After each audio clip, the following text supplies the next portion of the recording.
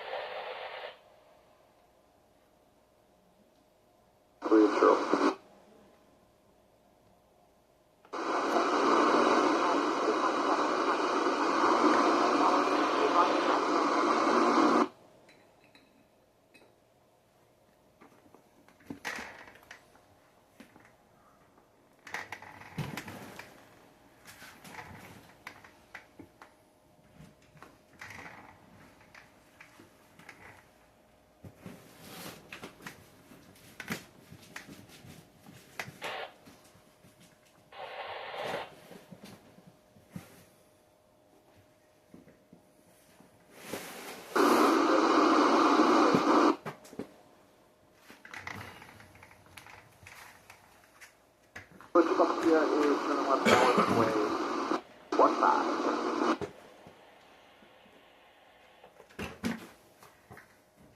Air Carrier Eagle is on deck at VCU, onboarding passengers at this time.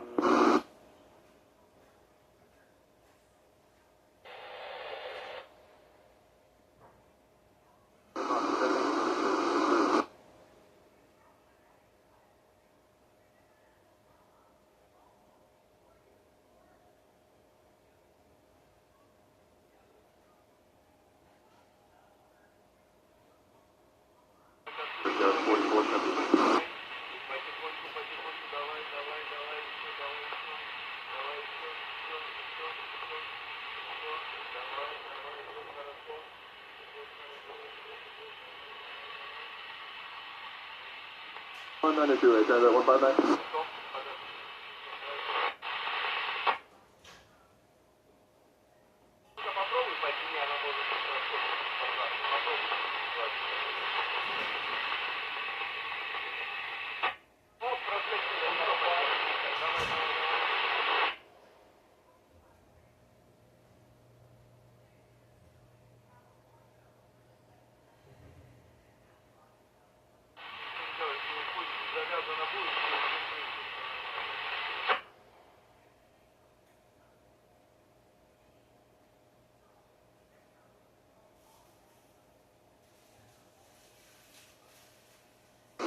Quebec 40.3 for flow, 412.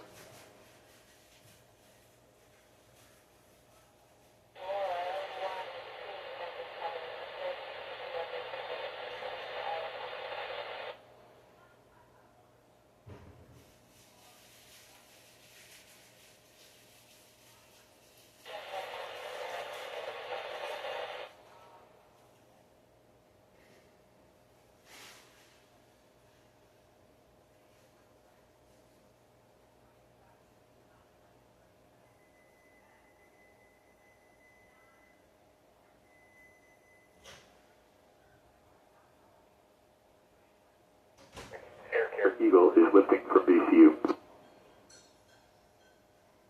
Air Carrier Eagle.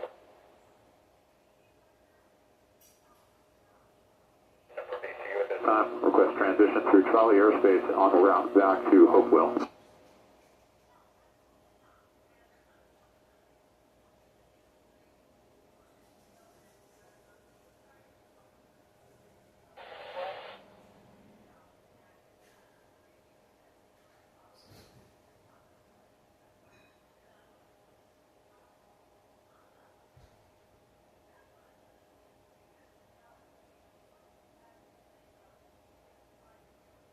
3.79, JetBlue 2028.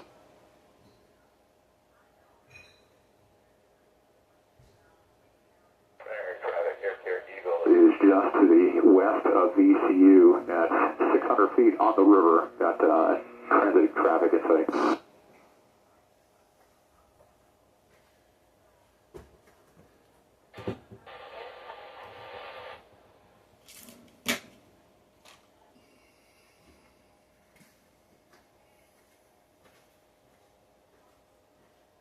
You all will be cleared in.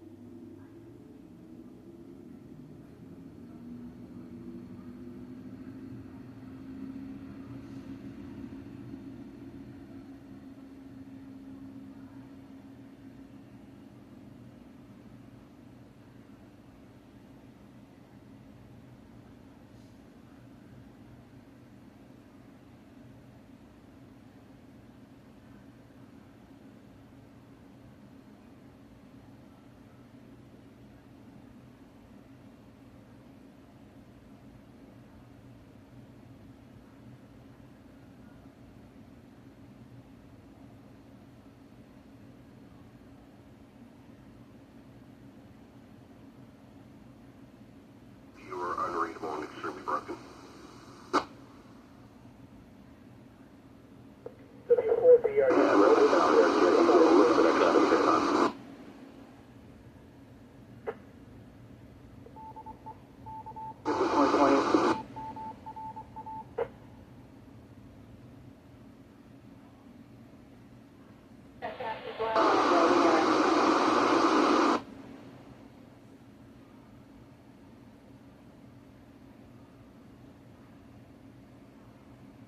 Before BAU, ticket for us at 2. Good afternoon, have double check the time. Where's they showing us for BAU? Andrew, this is a... every day. So how are you this day? Over. 2028.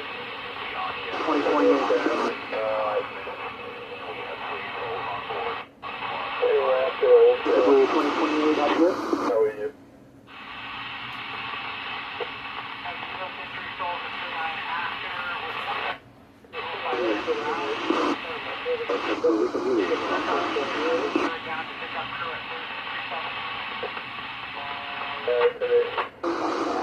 Today I've already been hearing a lot of guys come in here, everything, so not quite sure what's going on.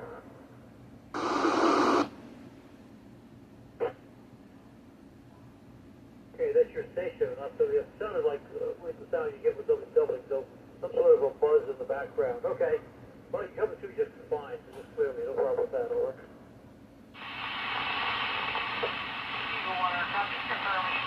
I'm sorry. I didn't quite copy. A background buzzing sound makes you out. Same sort of sound that you get. Double, two people talking at the same time. But you come through quite clearly. I can hear the buzz and it kind of wanders around like it's doubling, but you're...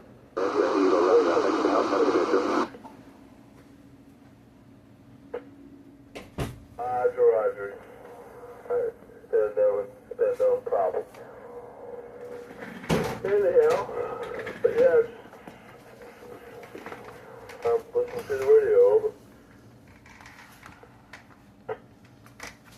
Good. Well, I'm glad to see all the color on the trees. The maples around here are looking pretty good. Almost all of them pretty past their prime. They're beginning to turn to brown, but reds and oranges going on. Of course, the oak trees are doing the usual thing, which is just basically around. But anyway, the maples, of course, it's very pretty this fall. Absolutely. A couple of trees that are up,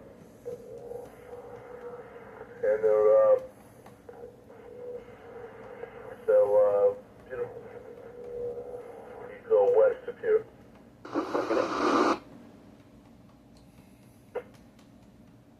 Coming down Monument Avenue. 24, Oh, God, I can't, now I've lost the name of the street.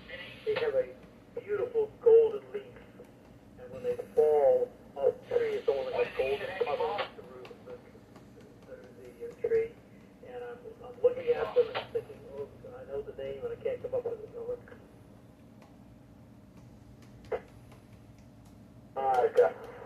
Gotcha.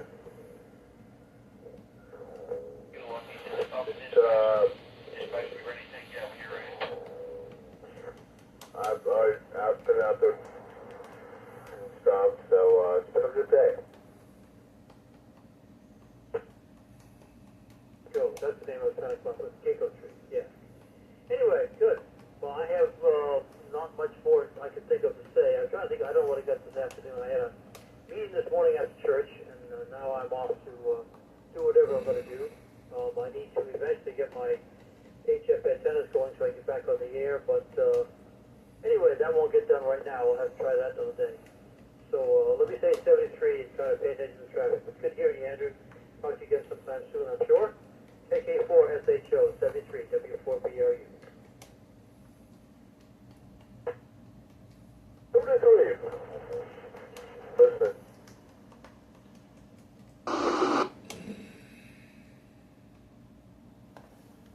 Someone thinks they're being funny, and it's not. A little less glare on that TR9000. 3054, go ahead.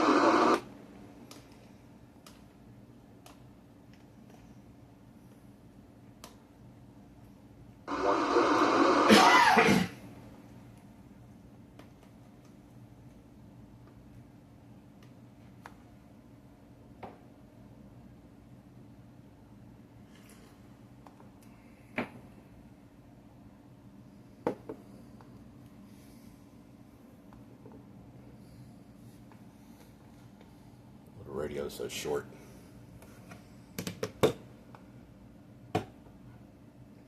How's that?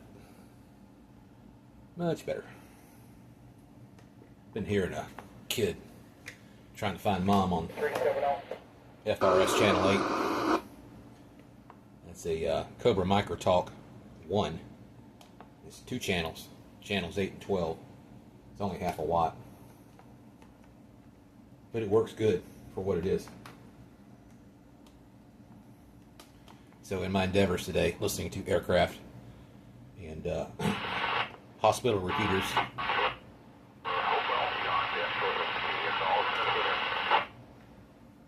like that.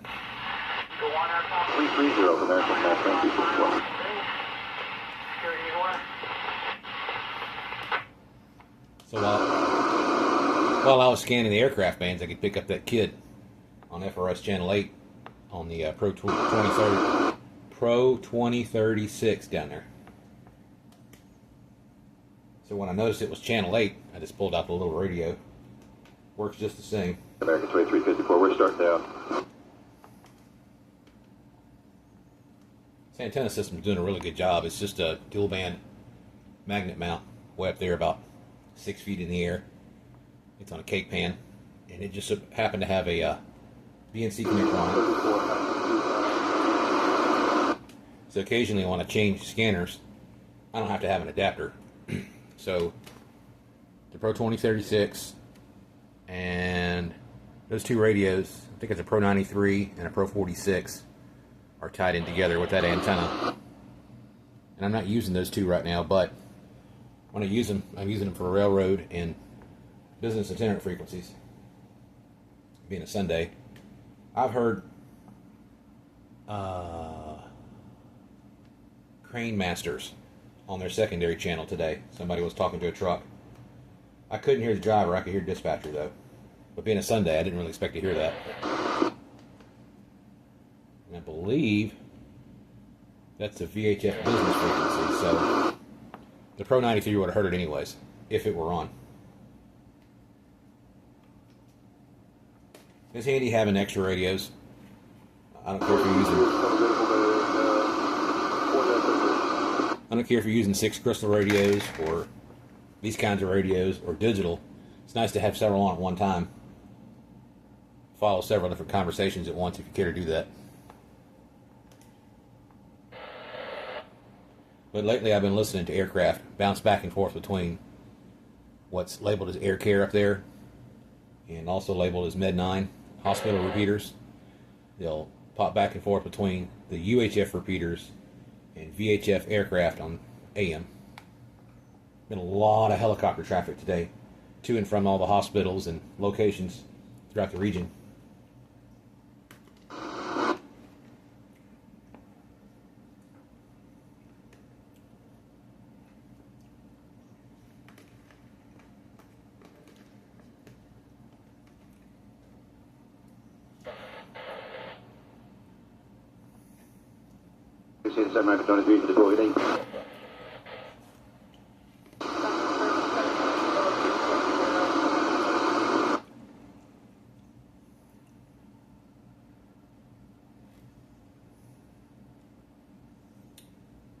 And if you're at air traffic control today,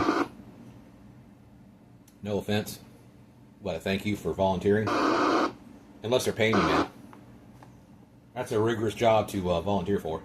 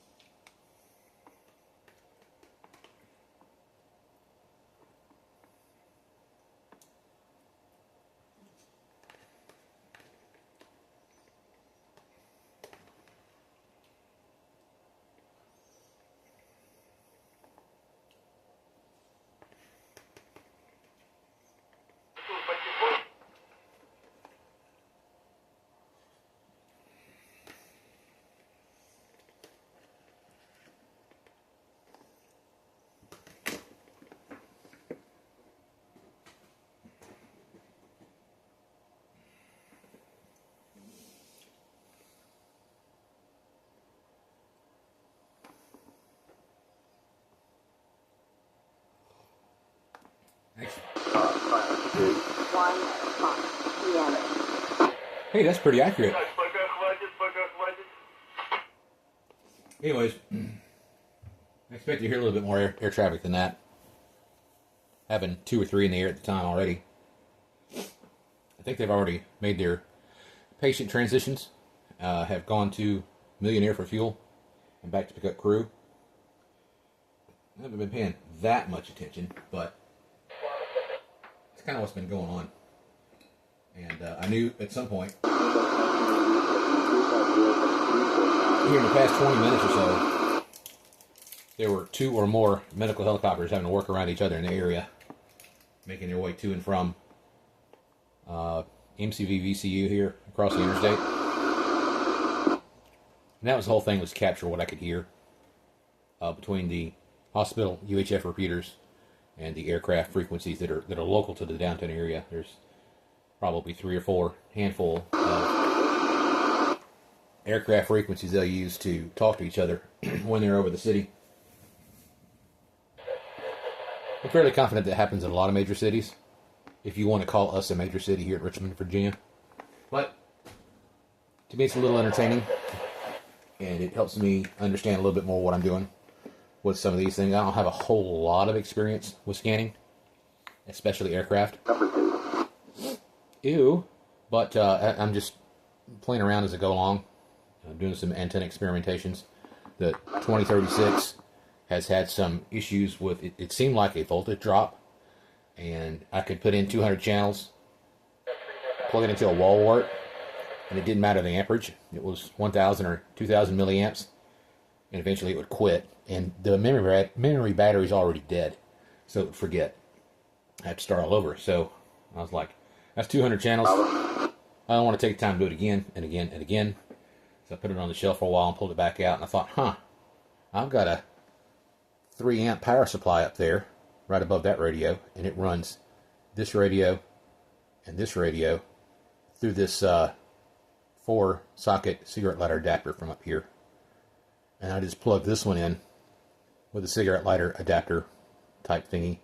I don't think there's any resistance on that or any capacitance. It's just straight 12 volts from the plug to the barrel.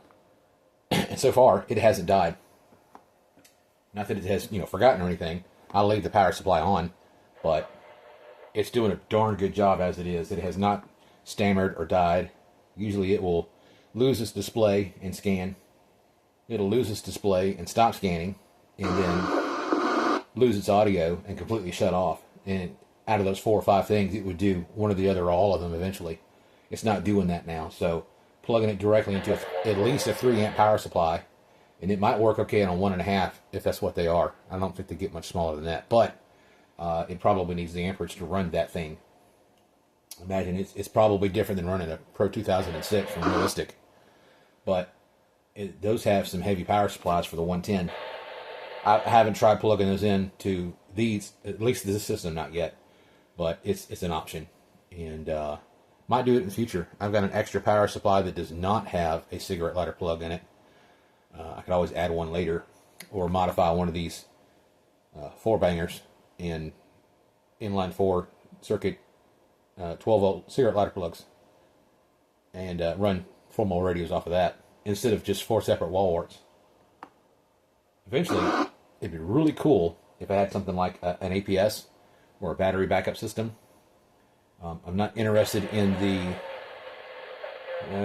I guess you call them over-the-counter solar generators, because I understand they have Wi-Fi connection, and I understand also that's for the end user, the customer.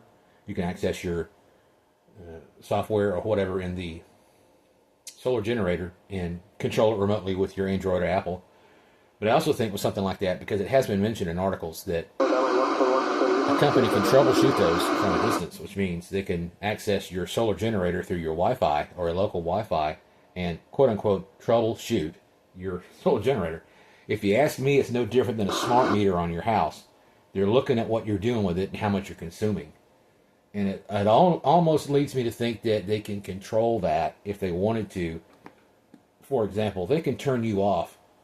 You can finance those like anything else, like a used car. You can pay a certain amount down and finance it for a year.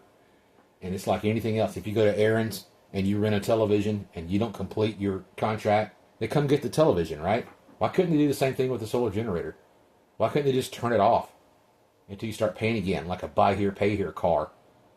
You know, you quit paying the rent or the lease on your car, and they turn it off remotely. It will not start.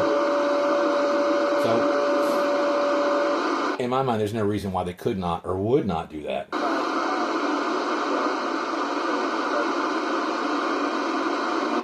So I'm happy to see that you can make your own battery backups. Matter of fact, I've got a portion of a pack right here that was donated to the shack.